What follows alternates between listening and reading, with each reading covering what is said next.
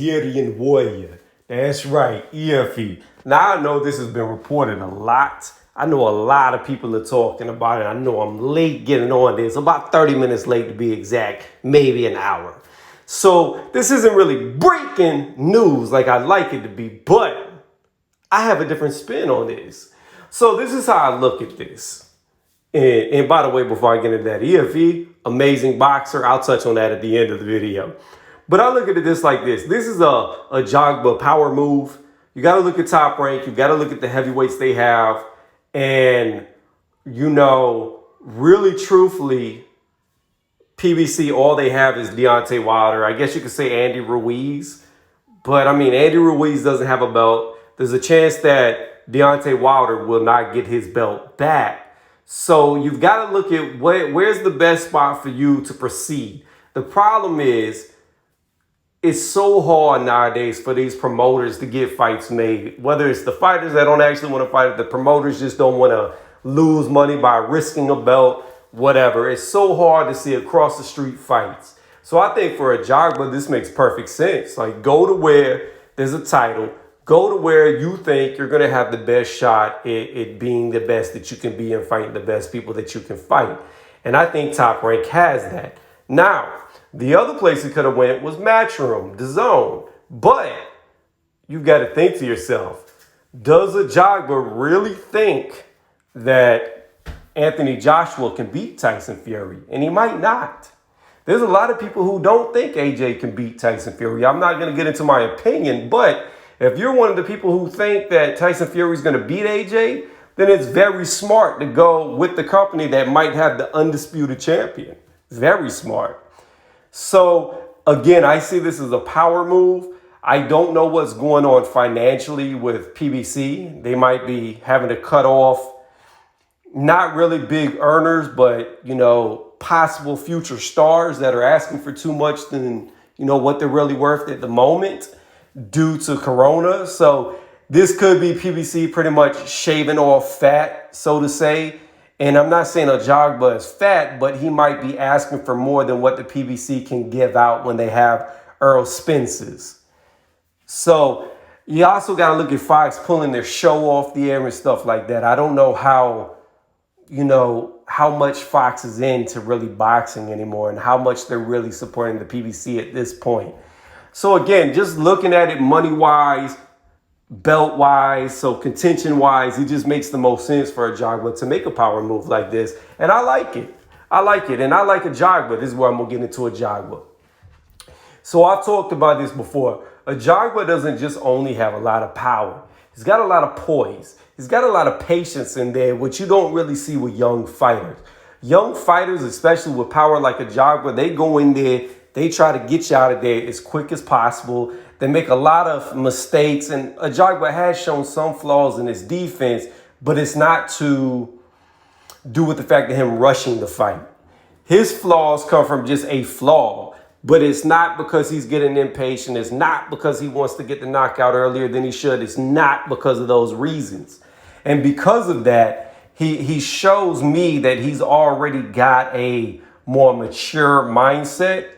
And he's showing a lot more season than what he should be showing. And it's good that he sits in there and he looks for his shots. It's good that when he hurts people, he doesn't rush in there and try and get them out of there.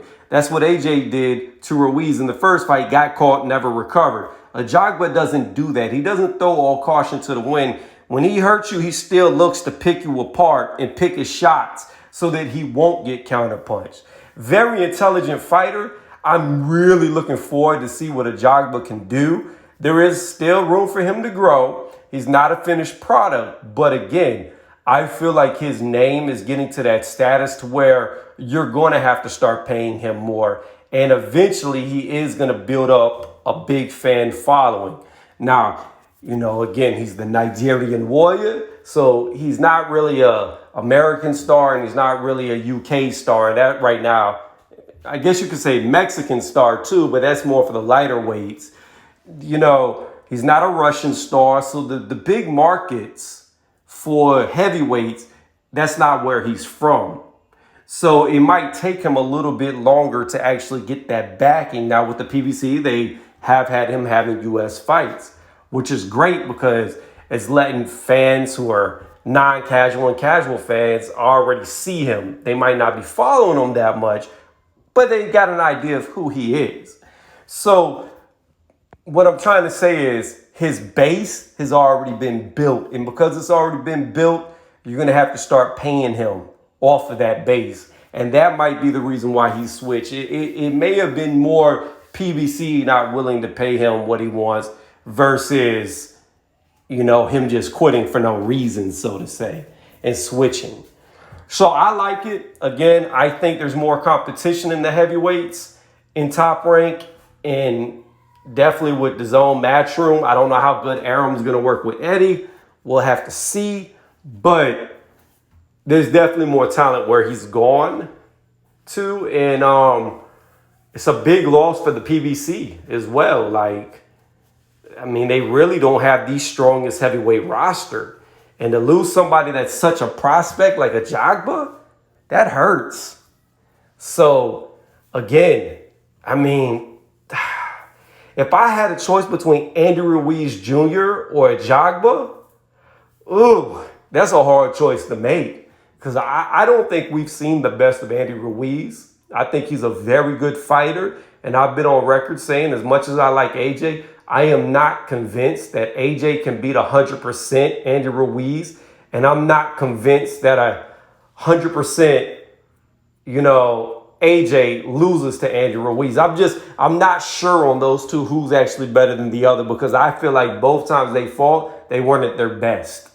So I would like to see them fight for a third time. So that's what makes this decision very hard. Do you go with Andy Ruiz Jr., which they may have? I don't know if they did. This is speculation. But if you had to pick between the two because of finances, who would you really pick? Would you keep Andy Ruiz Jr. or would you keep Ajagba? Andy Ruiz has already been a heavyweight champion. He's beat who was considered the best guy out there before Fury came back. So you have that talent on your roster. Or you have Ajagba, who looks like he could be a future champion, who looks like he might be that man of the division eventually. I don't know who you would pick. Y'all let me know. Leave a comment in the comment section. Thank y'all again for watching. I like this because I like Ajagba, and I'm hoping to see him soon because Top Rank has been putting on fights, whereas PBC hasn't really been doing anything, not that much. So let's go with Ajagba, the Nigerian warrior. I like that. And if you like this video, go ahead, give it a thumbs up. If you dislike this video, give it a thumbs down. No, what do you mean? He should have stayed with the PBC. That's stupid. That's not a power move. You don't know what you're talking about.